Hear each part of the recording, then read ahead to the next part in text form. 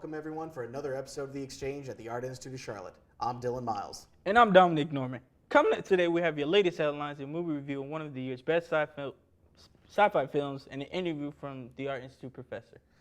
Today we are addressing issues that concern students, teachers, and guests alike here at the school. Although it does not pertain to us directly, it has an impact on our days. I'm talking about the construction of the parking garage next door to the Art Institute.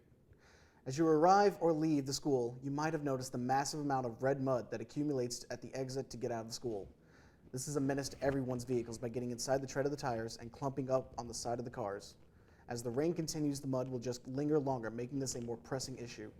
If the mud wasn't enough, the tractor trailers hauling beams for the parking deck line up blocking part of the road when they attempt to back up blocking cars from entering the school. This is not our construction, but it definitely affects us. I don't really mind the construction. It doesn't really bother me because I park in the free parking lot, so I don't even pass by it, don't even hear it. I mean, I only noticed it because one of my friends pointed it out. Well, I feel that construction over there may cause some problems, but for now, we just have to wait and see what will happen later on. So, that's my personal opinion on this. What do you think is going to be? Be careful around the construction. We all hope it would be done sooner rather than later. With the holiday seasons coming up and families are coming into town for Thanksgiving, stores across the country are getting ready for the busiest time of the year, Black Friday. During Black Friday, it is known stores would quadruple their sales every year. We all know how crazy Black Friday can be. We are here to give you some tips on how to have a safe and good shopping experience. First, plot your strategies. It's always good to have a game plan and know what stores target first. Going groups, having a team, or even someone to wait in line for you is always great. Most importantly, stay calm. There will be rude people out there, so don't let them bother you. Even if you don't get what you want, there's always Cyber Monday, where items may be even cheaper. So everyone, stay safe and have a happy holiday. If you're looking to go to Carowinds this week, you may have just missed your chance. The last day was this past Sunday.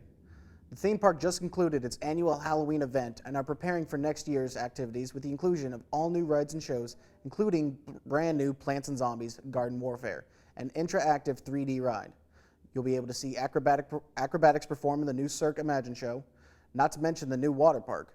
Season passes for 2016 are available now for purchase. Just go to Carowinds.com for more information. What brings you here to Carowinds on its closing day? Family fun. We got more of my family here today and another part. When your time here? Yes. Probably wouldn't go on another water ride, but there was a risk who would die of hypothermia if we took it. And tell me your favorite rides here. What was it called? I like, Well, I like the back one. it used to be Top Gun, I think it's called Afterburn now.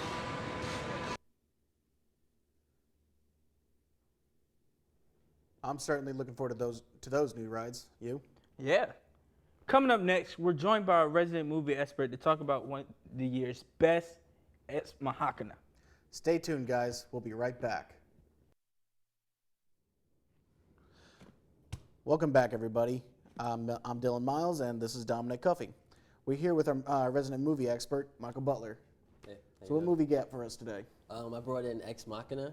A really good movie. It's a really good movie. It is actually, it was created by the screenplay writer for 28 Days Later, Alex Garland.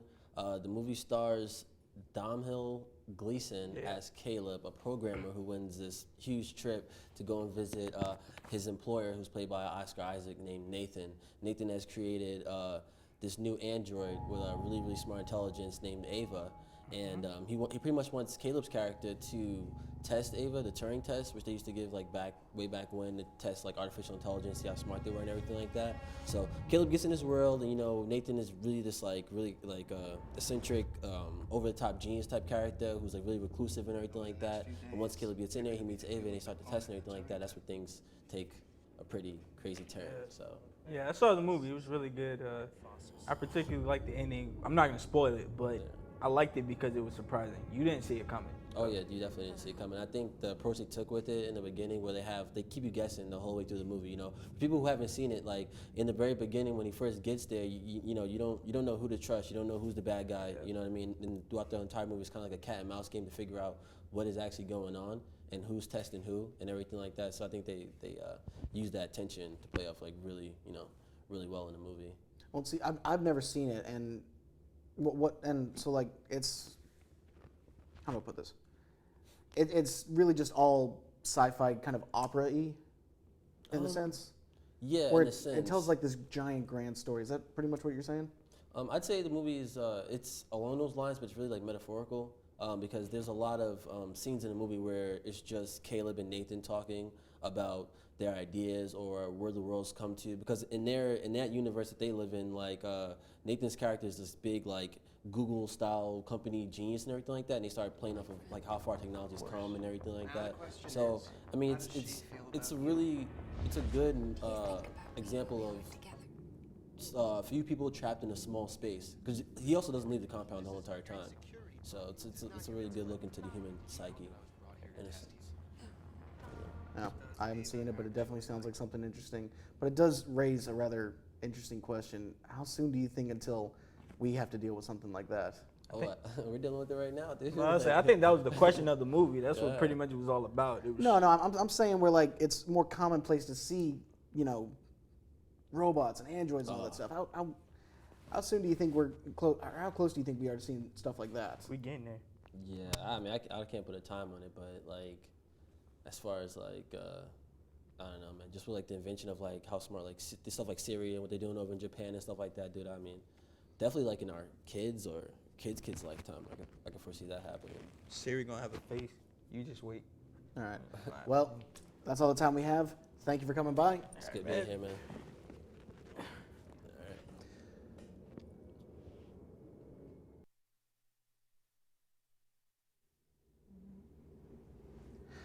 Hello and welcome back. I'm Miles Dillon. Here with me is Miss Marcia Jones. Yes. Now, Hi. Miss Jones, what is it you teach here? I teach fundamentals, foundations, and fundamentals of design and drawing. How long have you been working at the school, or actually, how long have you been working in your field? In my field, I've been working for 11 years, and at AI, I've been working 3.5. Okay. So, how do you feel design and drawing and stuff like that? How do you think that could benefit students in majors like culinary or film? Oh, lines. I'm pretty big on lines. Like lines, everything is made from a line. Either like lines in movies, lines on a plate, like how it's placed, like placement and the lines of the placement, like are they like how they complement each other, things like that.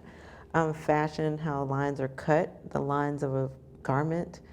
And then design, everything kind of boils down to line and shape and form. And so, yeah, lines, everything boils down to lines. Yeah, I can see that. It definitely does help with Traffic. traffic. No. In film, I agree, because everything can get really, what's the word? Boggled and combined, and it's hard to follow everything if there's no line. So I can agree with that. And then it's also like, and then when you can break it down, the lines of a scene in the dialogue or the monologue, the lines of the room, you know what I'm saying? Like it's, lines are everything. And they're like, yeah, they're everything. So how do you feel when a student has taken your class and then later on they tell you that it's because of you that they managed to successfully pull something off? It's why I teach. You live for that moment as a teacher, as an educator, because that's what you want. You want to make change in people's lives, especially when they've committed to doing what you love. Like, I love art, and I've made a life of it, and I'm excited that young people want to make a life of it. And so when you start to see it, it's like a butterfly cocooning, you know what I'm saying? Like, or coming out of the cocoon and blossoming or whatever. It's wonderful. It's wonderful and it's good. That's the moment you live for. Like if you have like 1 million babies and they're all growing up, Yeah, no, I can agree with you on that. I've definitely taken design Yeah. tools and used it in film. Exactly. And that's good. That's what it's supposed to do. So overall, what kind of things do you want your students to take away from your class?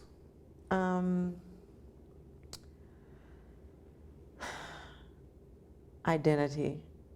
I like for my students to come out with a better sense of who they are Okay. as artists. Well, Yeah. thank you for your time. That's all the time we Absolutely. have. That's it. All right. Cool. Let's do this. Well, that's all we have for today. I want to thank you for joining us for another episode of The Exchange. I'm Dominic Norman. And I'm Dylan Miles. We hope to see you next time. See ya.